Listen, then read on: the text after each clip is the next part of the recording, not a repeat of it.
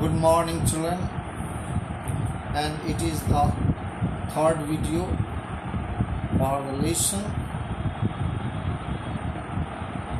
The Summer of the Beautiful White Horse. That is one of the first lessons of the book Snapshots, and I have already told you something about the whole lesson that is sumptuous to understand, and I hope you could get better understanding. But now again I will tell you something that you must know. In this video I would like to tell you some of the question answers that are quite essential to understand. Certainly it may help you to know something. Why did the narrator believe that stealing a horse for a ride was not the same thing as stealing money? Or what were the narrator's views about stealing? The narrator tried to justify the action of his cousin Murad. According to narrator, stealing a horse just for a ride as Murad did was not the same thing as stealing for money. It would amount to stealing in real sense only if one intended to sell the horse or the stolen material for money. But Murad was neither interested in selling the horse for some money nor he wanted to sell it. So it was his intention that he must enjoy riding. The second question: what was the author's immediate reaction when he saw his cousin Murad sitting on a beautiful white horse? When the author saw his cousin Murad sitting on a beautiful white horse, he could not believe it. The author rubbed his eyes to make sure that he was not dreaming. He could not understand how a poor boy like Murad could afford to own such a horse. This was a contradictory thought and action that is really conveyed by the narrator By-Amiya. Describe the Garaglanian family. Mention two qualities of the members of his family. The Garaglanian family lived in abject poverty. They were too poor to buy even food for themselves. Yet they never thought of doing a wrong thing or take advantage of others' equipment. Stealing was unimaginable to them.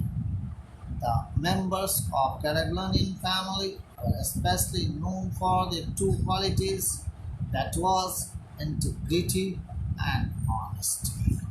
So if one has this integrity and honesty, though they do something of doubtful act, certainly they cannot be doubted because their intention is not wrong. As Murad did take the horse of John Byro for riding, though John Byro could not doubt on him.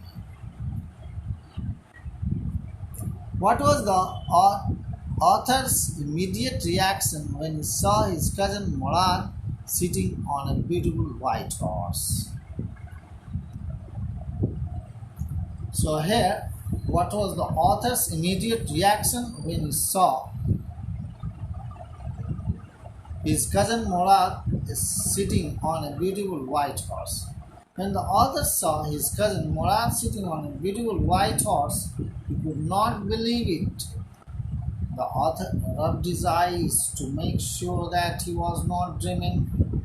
He could not understand how a poor like Murad could not afford to own such a horse.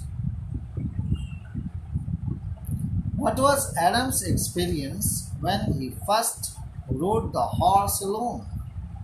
Adam loved horses. One of his most cherished desire or dream was to have a horse ride. When his cousin Murad brought the white horse, he could not believe it. He was mesmerized. He was captivated by seeing the grandeur of the beauty of the horse. When Murad asked him to have a ride, he could not hold himself. He was also interested. Initially, they had a ride together, but afterward, Adam insisted on having a ride all by himself.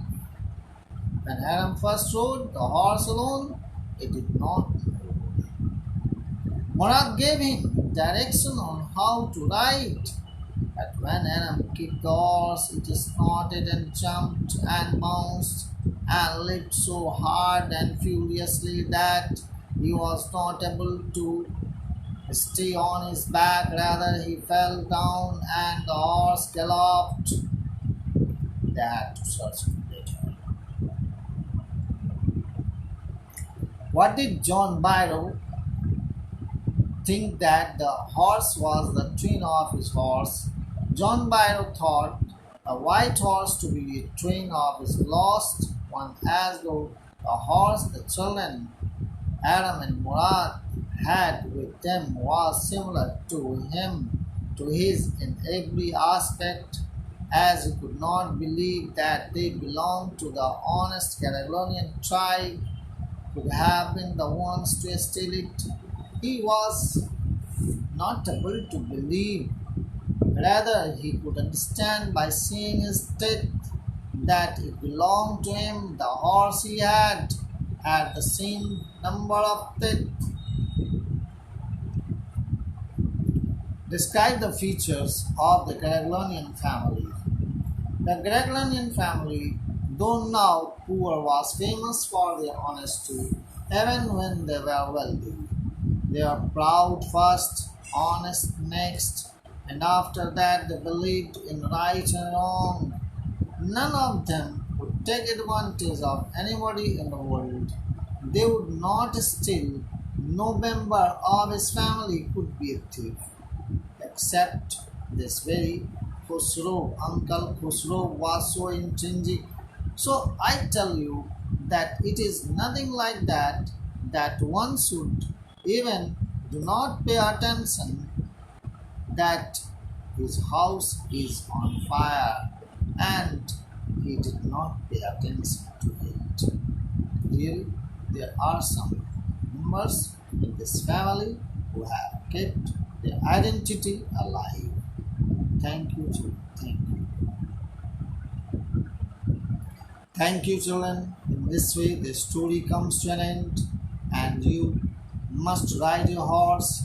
You must understand how to maintain one's dignity, how to just know that you belong to which family and what your family is known to be, what is your community, and what is the real identity. So it says about the two things, that though the money is lost, but the character should never be lost. So I hope that everyone can understand it and shape it so well. Thank you, children. Thank you.